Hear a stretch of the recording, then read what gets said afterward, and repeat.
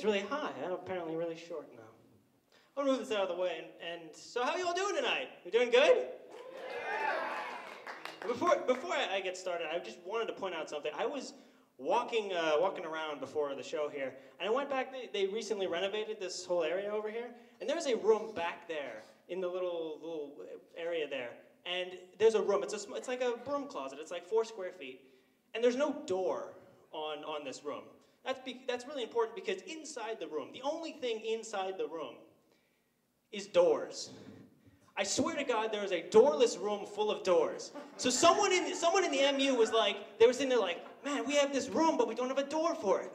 A doorless room, the only thing that's good for is storing doors. Let's throw the doors in there. Like somebody thought that was a good idea, but seriously, check it out after the show. But I'm not all fun and games. I'm here to talk about safety too. We all know what to do if we ever catch fire. You know, we all know what to do. You stop, drop, and roll. It's really simple. But to me, stop, drop, and roll, it seems like it's 2 words too many. I feel like it would just be fine if it was just stop being on fire. But no, in all seriousness though, why do we have the stop, drop, and roll? I feel like that's sort of implied. Like I feel like there was somebody who was just like, okay, it's really simple. I figured out what to do if you're on fire. It's 2 steps. Drop and roll. It's really simple. Are there any questions? Yeah. I'm in the middle of something. Well, stop! Like, there are a lot of people standing around like, oh my God, I'm on fire. Oh, I don't go on break for another 20 minutes. I guess I just gotta be on fire. You know, I don't know too many people who are doing nothing, who catch fire. People are just standing there like,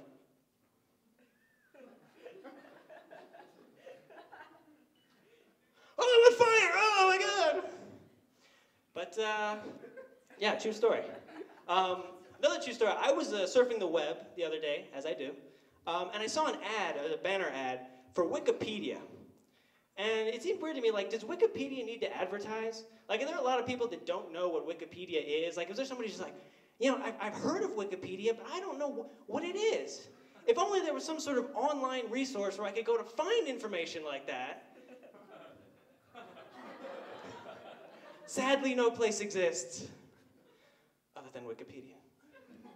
But, no, this last summer that just ended, man, it was a bit of a rough summer for me. I was a little bit sick, and so I went to the doctor a whole bunch of times. And I don't know, has anybody here had like a medical condition they've had to go to the doctor a lot? Like, you probably know, every time you go to the doctor, it seems like they're literally just 3 days away from retirement. Because they're like, well, I feel sick, I've been, vomiting, I have headaches, what do you think is wrong with me? And the doctor's just like, I don't know, polio? I don't know.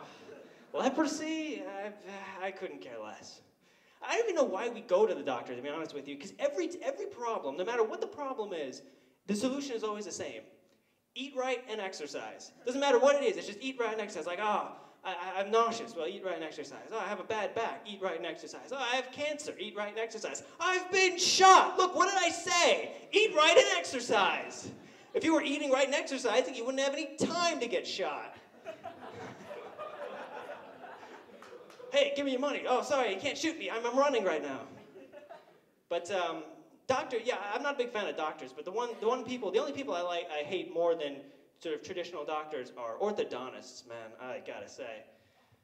Yeah, whoever one person over there that was like, oh, definitely. But the thing with orthodontists is that they say it's like it's corrective dentistry. But honestly, I personally think that it's more like medieval torture. Honestly, because it took me 3 years to figure out that my orthodontist was actually the Grand Inquisitor. But because literally, it's like, oh, we're gonna glue metal to their teeth, and then we're gonna yank it, And every time you go in, it's like, okay, well, let's just tighten it up here. Oh my God, I confess, please stop. Oh my God, I confess, but it wasn't my idea. Oh, okay, it was my idea, just stop. It's a lot like that. But my mom tried to comfort me. She tried to comfort me when I had braces. She's like, oh, I know what you're going through, because I had the same thing when I was a kid. And my first thought was like, really?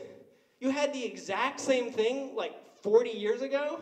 Like they have not made a single advancement in the field of corrective dentistry since Sergeant Pepper came out? Like, is that what you're trying to tell me? That they, like, literally, there are a bunch of doctors that were standing around in the 60s like, okay, well, we'll glue metal to their teeth and then we'll just yank it around with rubber bands. You know what? I don't want to get ahead of myself, but I think we got this one. I really do. Call R&D. Tell them to stop doing research. I think we got this.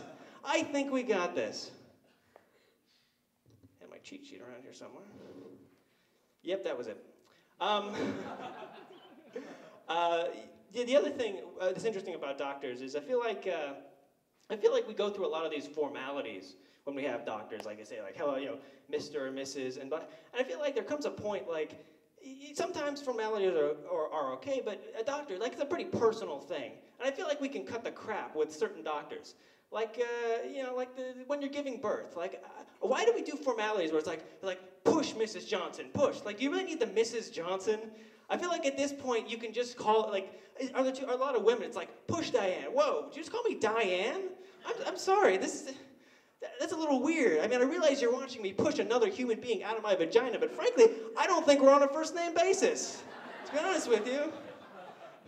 Let's stick to Mrs. and Doctor. Is that okay with you, Trent? But, I recently got a new iPod. I got one of those Nanos, the small ones, and ironically enough, it has gotten me back into radio because it has a radio feature on it. And so I've started listening to a lot more hip-hop and hip-hop radio stations, and I've noticed that all hip-hop is the same. They all talk about the same thing, and that's going to the club. And why is it? That's apparently the only thing there is to do in the hip-hop community. Like, the rappers and stuff are sitting there like, so what do you want to do tonight? Go to the club? I don't know. Is there anything else to do? I feel like that's all we can. Like, there's nobody's like, yo, what do you want to do tonight? Man, I feel like staying in and catching a movie. Man, let's go hit up some putt-putt golf. Let's swing by Target. I need some groceries. Like, no, it's always just going to the club. And I just picture, like, the meeting with the studio, the record executive, who's sitting there and he's like, okay, we got the list for your new songs, and let's see which songs made the cut and made it on the album. All right, track number 1, I want to go to the club. Track number 2, I still want to go to the club. Track number 3, hey, we're not at the club. Track number 4, you're gonna want to take a left, because that's how you get to the club. Track number 5, let's go to Subway so I can get a turkey club and bring it to the club. Track number 6, hey, the club. Track number 7, I don't care that it's 9 o'clock on a Thursday morning. I want to go to the club. Last but not least, bring the troops home. That's it. So we can go to the club. Thank you, everybody. That's my time.